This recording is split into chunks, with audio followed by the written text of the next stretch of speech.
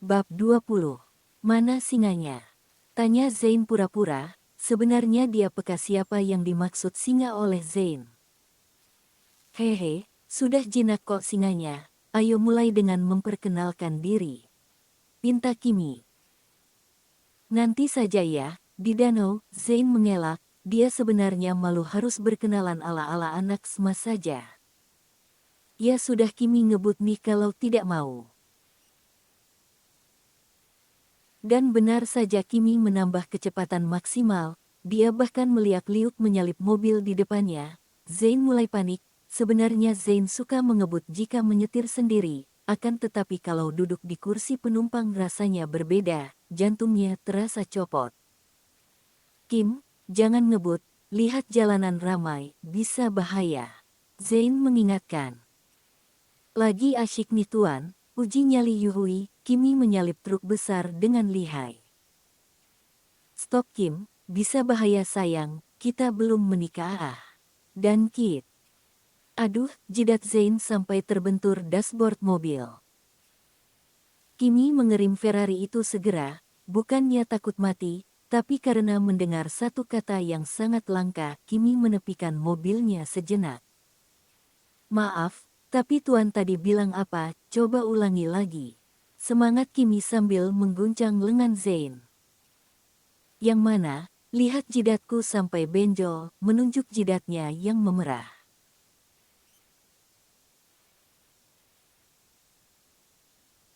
Hehe, sini Kimi tiup. Kimi melepas sabuk pengamannya. Dia menghadap ke arah Zain, tangannya meraba dahi Zain, dan muka Kimi mulai mendekat, ingin meniup kening Zain yang merah itu tapi malah Zain meraih tengkuk Kimi dan dotnya. Lembut dan semakin dalam, Kimi yang mulai merasa nyaman, menyambut an Zain. Mereka bermain Slavina, rasanya ingin lagi dan lagi. Kaca pintu mobil diketuk dari luar. Tok tok tok, keduanya segera menyudahi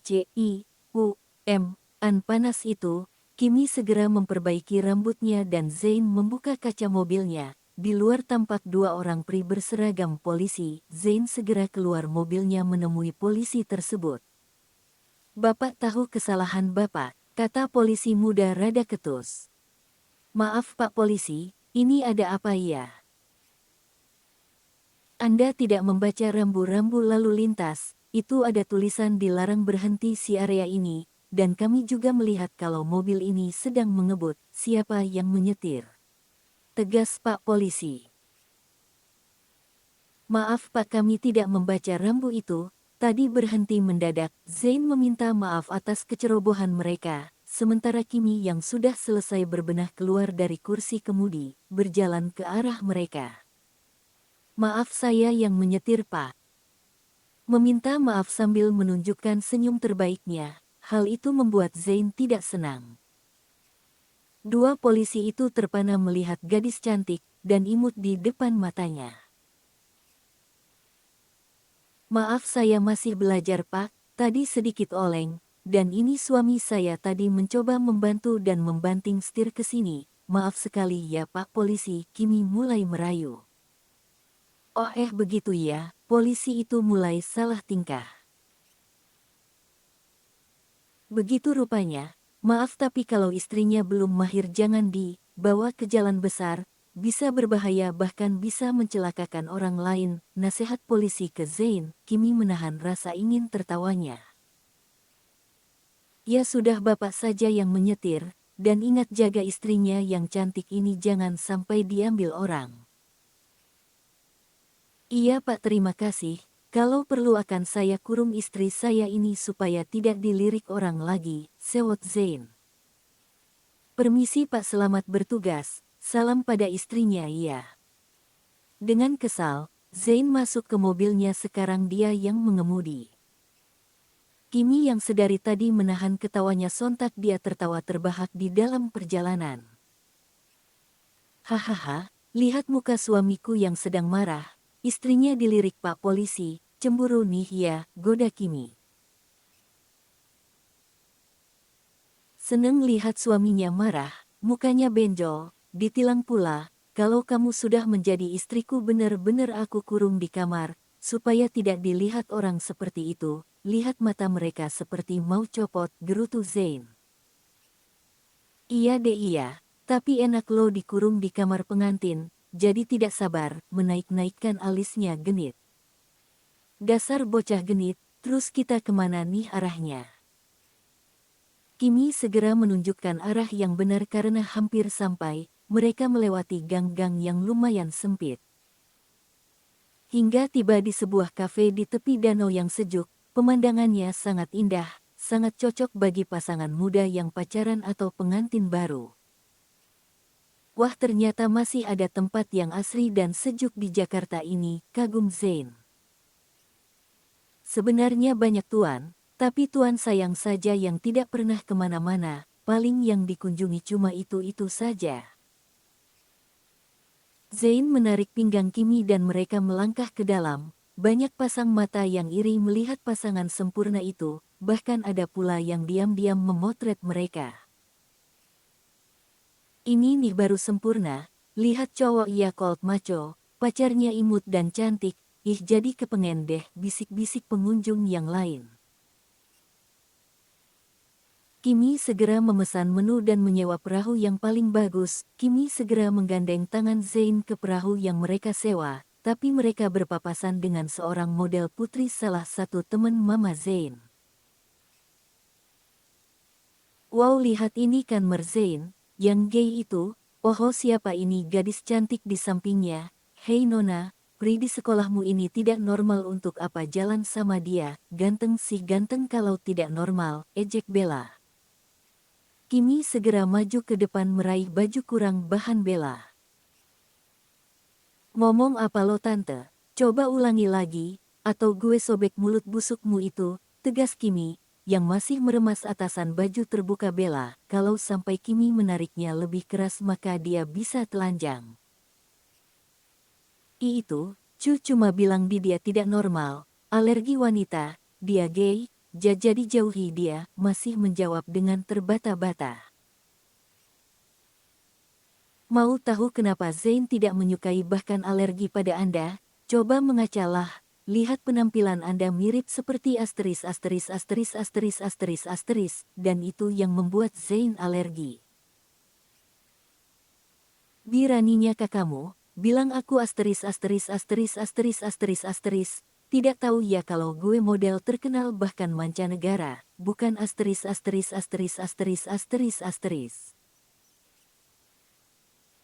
Makanya kalau tidak mau dihina, jangan pernah menghina siapapun, dan dengar dia calon suamiku, asal lo tahu dia normal, bahkan sangat hot, bisik Kimi di telinga Bella sambil menekankan kata hot, sambil melepas cengkraman tangannya. Ayo sayang, tidak perlu meladeni wanita seperti ini, Zain meraih pinggang Kimi lagi dan berjalan mesra ke perahu. Dia bahkan membantu Kimi naik. Terus makan siang kita bagaimana? Tanya Zain. Nanti akan ada yang mengantar kemari, ayo kita dayung ke arah sana, lihat bunga-bunganya cantik, tunjuk Kimi. Zain melepas jas mahalnya, serta menggulung kemejanya sebatas siku, menambah kesan maconya, tubuhnya yang atletis, terlihat jelas, dada bidang dan kotak-kotak nampak samar di balik kemeja biru mudanya. Kim, ternyata tidak ada salahnya memiliki istri yang galak dan barbar, goda Zain. Apanya yang enak, sewot Kimi. Pelakor minggir duluan, bisa digorok lehernya, tawa Zain. Tidak hanya pelakornya yang Kimi gorok, tuh burung juga Kimi sunat lagi, biar mati, dengus Kimi sambil melotot ke bawah tubuh Zain. Ih ngeri juga calon bini.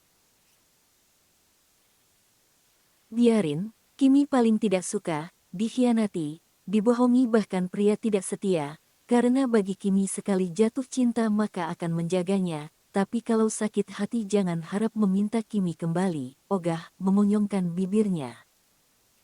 Jangan dimonyong-monyongin, Nanti. Dasar om-om mesum, belum main sosor saja. Hahaha.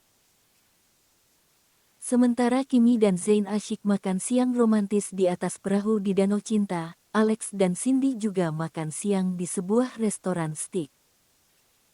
Sin, malam minggu besok kamu ada waktu tidak?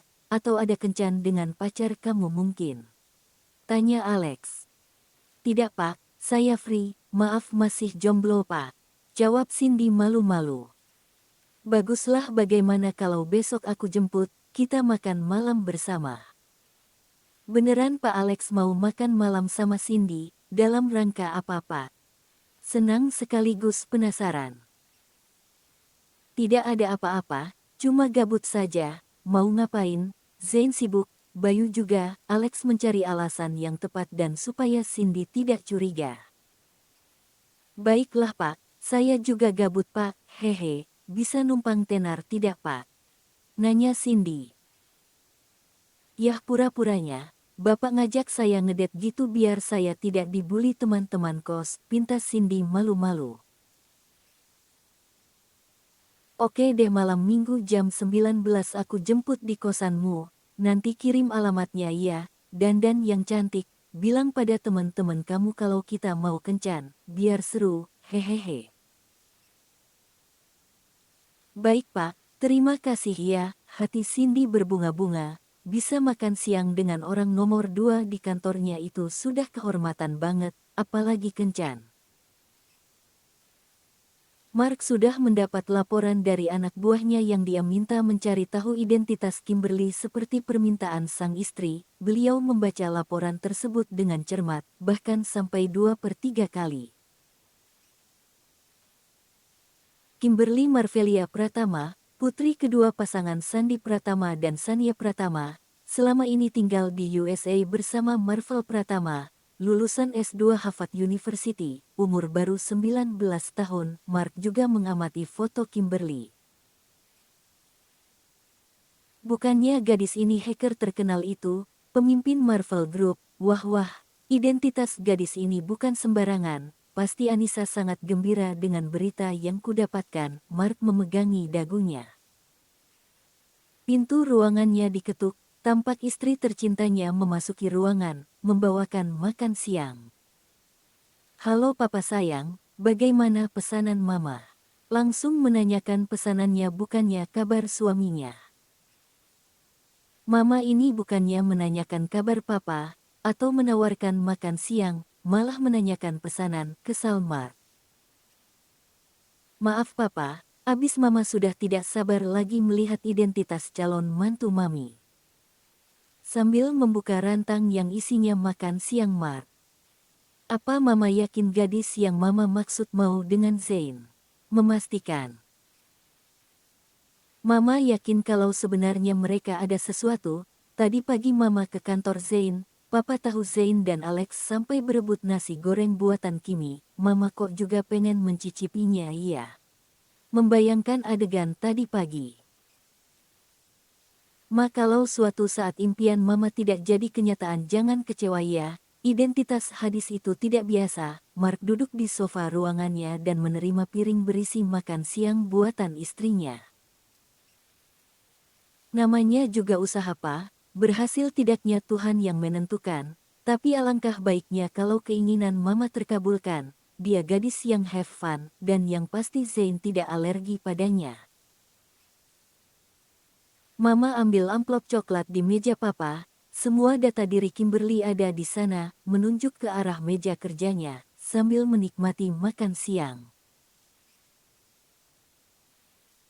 Anissa segera menuju ke meja kerja suaminya, mengambil amplop coklat yang dimaksud, membawanya ke sofa, sambil perlahan mengeluarkan isinya. Anissa membaca semua ia dengan detail, matanya terbelalak kaget, senang, haru, kagum, dan apalagi ya, mulutnya juga menganga. Ternyata gadis belia, imut dan lucu itu, memiliki latar belakang yang luar biasa.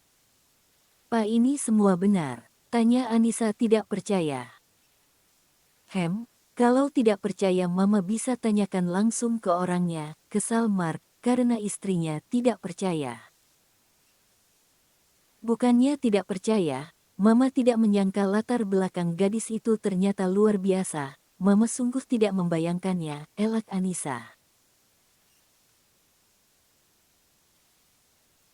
Berarti kulit Zain itu kulit istimewa, Pak. Lihat dia begitu alergi dengan sentuhan wanita. Ke Mama dan neneknya, Mama sudah memperkenalkannya dengan seorang model, anak pengusaha rekan Papa, bahkan anak pejabat, semua membuat alergi. Lah ini alerginya tidak kambuh, dengan gadis cantik jenius, pokoknya sempurna bisa dibilang. Anissa jadi senyum-senyum sendiri. Mama, tapi kita sebagai orang tua jangan memaksakan kehendak, nanti mereka tidak nyaman. Kita doakan yang terbaik untuk Zain. Kalau gadis ini memang jodohnya, semoga Allah melancarkan hubungan mereka. Kalau bukan jodoh, semoga tidak ada yang terluka di antara mereka.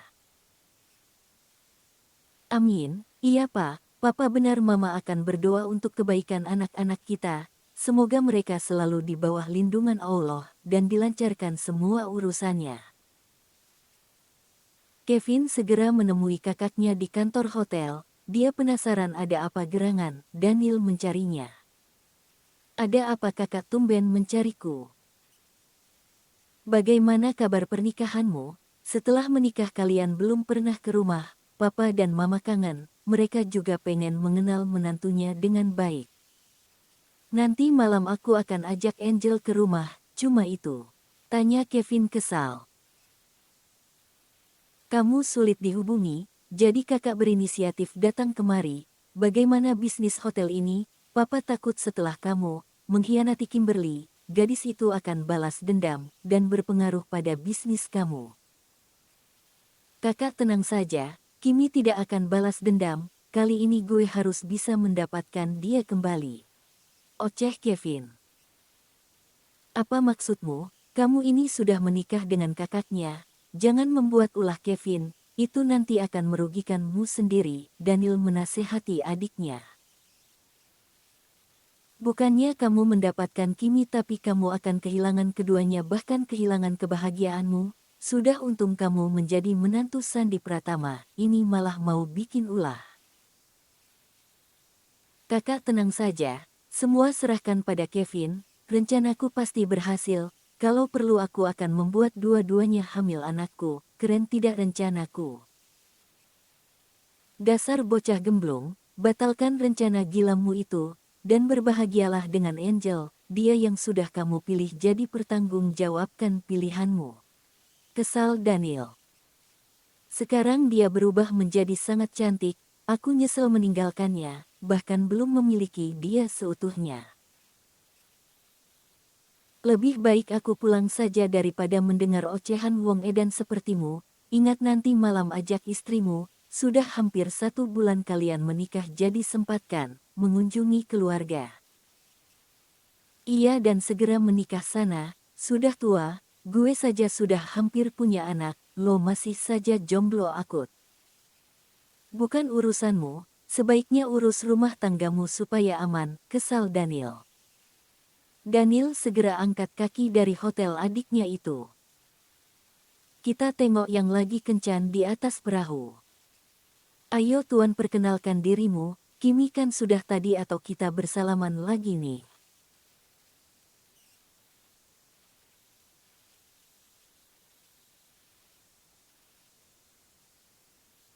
Oke, perkenalkan namaku Muhammad Zain Ibrahim, putra kedua dari Mark Ibrahim dan Anissa Widiawati Ibrahim, umur 28 tahun, pekerjaan CEO Abraham Teknologi, perusahaan itu aku dirikan dibantu oleh mendiang kakekku, jadi aku memberi nama Abraham. Aku memiliki kelemahan, alergi terhadap kulit wanita, setiap bersentuhan langsung dengan seorang wanita baik disengaja maupun tidak, alergi itu langsung kambuh, kecuali mama dan nenekku, dan sekarang ada satu-satu lagi wanita yang tidak membuatku alergi, entah kenapa, bahkan dia gadis yang aneh, bahkan jorok, awalnya aku ilfil kepadanya tapi, hanya beberapa hari dekat dengan dia, ada yang berbeda pada diriku, entah apa itu, aku sendiri belum paham, tapi setiap bersamanya aku merasa nyaman, dan ingin selalu melihat senyum indahnya itu. Zain yang awalnya memperkenalkan dirinya dengan kaku,